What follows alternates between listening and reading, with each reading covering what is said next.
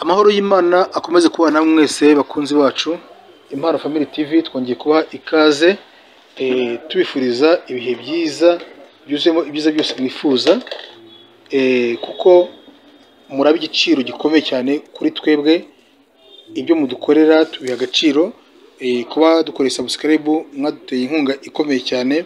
Nawe utarabikora uyu ni umwanya mwiza wo kubikora, kandi mwese Imana ibahe imigisha.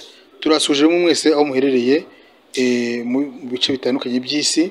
Ubu hari aho muri kubyuka, hari abari kuryama, hari abari ku manywa, ariko mwese tubazirikana. Imana ibahe imigisha. Tubigaragazaho tugezaho ibiganiro bitandukanye birimo n'amateka, birimo n'iyobokamana mu buryo butandukanye. Uyu munsi rero ku itariki 27 z'ukwezi kwa 10 umwaka w'ibihumbi 2023 ni ukwibuka isabukuru y'imyaka myinshi ishize, kuko ku itariki nk'iyingi umwaka w'igihumbi 1946 nibwo umwami Mutara wa gatatu Rudahigwa yabashije gusenga isengesho atura u Rwanda, arutura Imana. Ku munsi nk'uyu rero mu 1946 umwami Mutara wa gatatu Rudahigwa yatuye u Rwanda Kristo umwami. Tugiye kubagezaho rero isengesho yasenze. Nk'uko tubikesha ikinyamakuru Umuryango, twabonye ko iyi nkuru nyine tugiye ngo tubasangize abakunzi bacu. Ku 27 z'ukwezi kwa 10 1946 umwami Mutara wa gatatu Rudahigwa wabatijwe ku izina rya Charles Pierre yatuye u Rwanda Kristo umwami. Mu isengesho rye agaragaza icyo yifuzaga ku gihugu, abaturage, abatwari yategekanaga nabo, abihaye Imana ndetse n'abazungu bari barakoronije u Rwanda.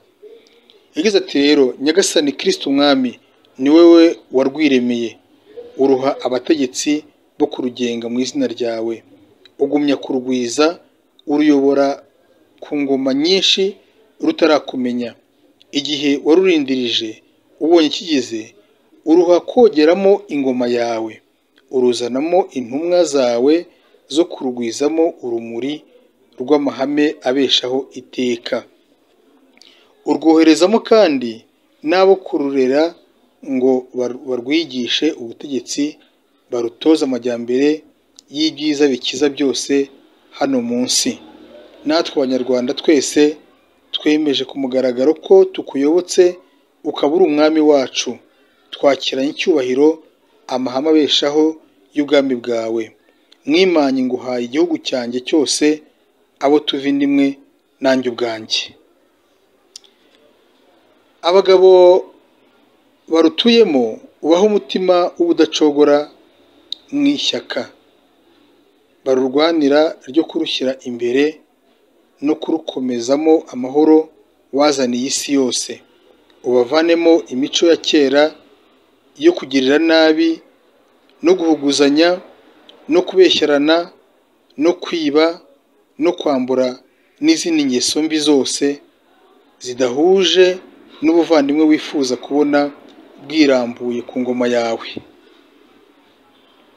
Ubagwizemo inema zibamurikira, zibajijura, zibavanemo ubunebwe n'ingeso zindi zose za gipagani zirenga itegeko ryo gusenga wowe wenyine Mungu waremye byose. Abagore ubaho umutima w'ubudahinyuka, barubere mu nteko, barutegeye urugori, barere neza abana waduhereye kurugwiza. Barememo imitima yabo, bayishyiremo icyubahiro cyawe n'urukundo rw'ingoma yawe n'urw'igihugu cyacu cy'u Rwanda. Ingo rero zarwo zose uzikomezemo amahoro, abashakanye bahuza imitima babe nk'umubiri umwe, nk'uko nawe umeranye na kiliziya yawe. Abatware ubahe kubategekana ubutabera, barutsindemo akarengane n'imigenzo mibi yindi yose inyuranyije n'ubutungane watwigishije. Ubwo bakomezamo umwete wo kwirinda ingeso za gipagani zo kwangana no kwiremamo ibice by'inzangano zatuma urukundo twifuzamo rudashinga imizi mu gihugu cyawe. Ubatsindire kuryaryana mu migenzereze yabo, ubatsindire guhendana ubwenge no guhemukirana mu nama bajya zo kugutunganyiriza u Rwanda wabaragije. Ubarinde kurenga ku masezerano no kwica umugenzo mwiza w'ubwangamugayo. Ubahe guca imanza zitunganye no kutagira uwo barenganya ngo barengere uwo bikundiye. Ubatsindire kurwara n'inzika no kugira uwo bayirwara mu ngabo zabo. Ubahe kwirinda kugira uwo bagambanira cyangwa ubagambaniraho ngo barenganye umuntu n'umwe mu Rwanda rwawe. Ubavaneho rero imigenzo yose ya gipagani inyuranije n'ingoma yawe, intumwa zazanywe no kutwigisha amahame y'ibibeshaho iteka n'abazanywe no kuyobora inzira y'ibyerekeye amajyambere. Natwe bene igihugu twese dushyire hamwe dutunganye imirimo yacu dushyizeho umwete, ari wowe tuyikorera n'amahanga yose uko angana, tugusingirize mu ruhame tugira tuti: Kristo umwami mubyeyi wacu, Bikira Mariya baragahorana ibumbye byose, ubu n'ubu n'iteka ryose. Amina.